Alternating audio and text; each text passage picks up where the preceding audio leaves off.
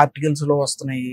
And ఈ మధ్య కాలంలో కూడా నేను ఒక పెయిన్ మెడిసిన్ జర్నల్స్ లో చూస్తున్నాను అంటాను, నీ రీప్లేస్మెంట్ సర్జరీ అనేది ఒక స్కామ్ అని చెప్పి ఒక బ్లంట్ స్టేట్మెంట్ నేను ఒక 2-3 హెడ్లైన్స్ లో చూశాను.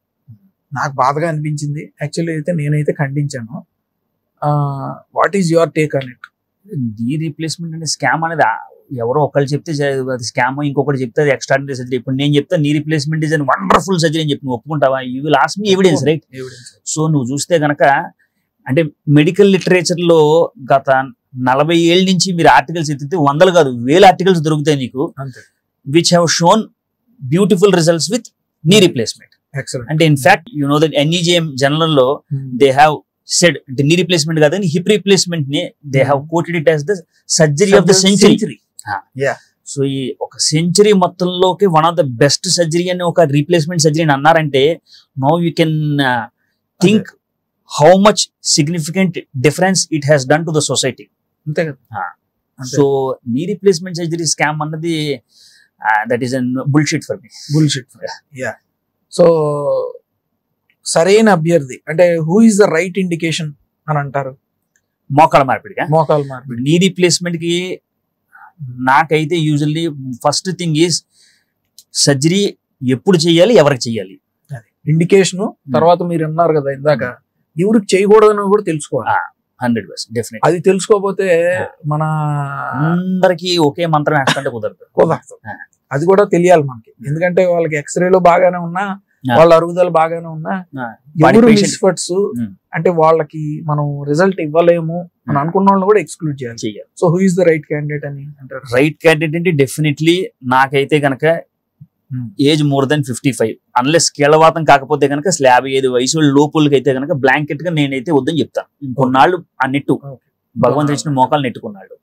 55 వరకన్నా రా అది. అండ్ ఎక్స్రే ఒక్కటి is not the criteria for me. అంతే. ద మోస్ట్ అంటే నువ్వు చెప్పినట్టు పల్లెటూరులో ఉంటారు చూడండి, ఆడికి మోకాళ్ళు పోయి దొడ్డుగాలి పోయి ముసులు నడుచుకుంటూ ఉంటాడు, బట్ హీఈస్ హ్యాపీ. అంటే వాడికి నొప్పులు లేవు పెద్దగా, పని చేసుకోగలుగుతున్నాడు. నొప్పులు లేవంటే డోంట్ టచ్ హిమ్. ఆపరేషన్ నేను ఎక్స్రే కాదు, పేషెంట్ చేయాలి. Excellent. So pain is the single most important indication for me.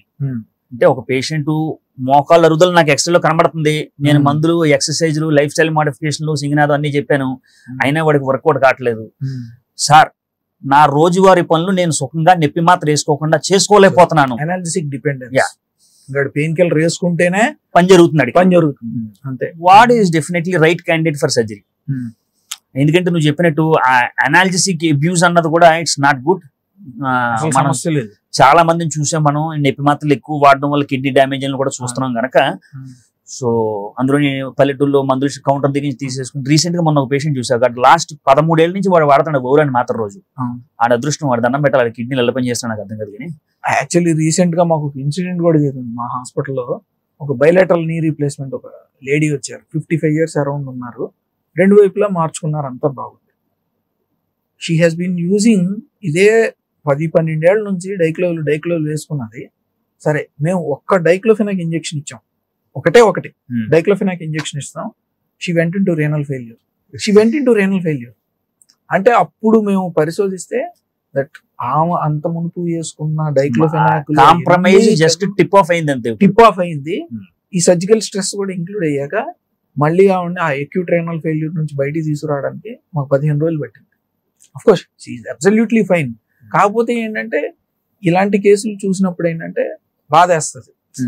ఇంతలాగా మనకి ఎనర్జిసిక్ అబ్యూజ్, ఈ పెయిన్ కిల్లర్స్ ఎక్కువ తినటం అనేది మోకాళ్ళ నొప్పులకి, అసలు ఈ ఎనర్జిసిక్ అబ్యూజ్ అనేది ఆర్థోపెడిక్ పెయిన్స్ ఎక్కువ తింటానే ఉంటారు. అది మనం తగ్గించాలి. మన శరీరం ఏదో చెప్తున్నది నొప్పి వచ్చింది అని, అది ఇప్పుడు కూడా రెడ్ ఫ్లాగ్.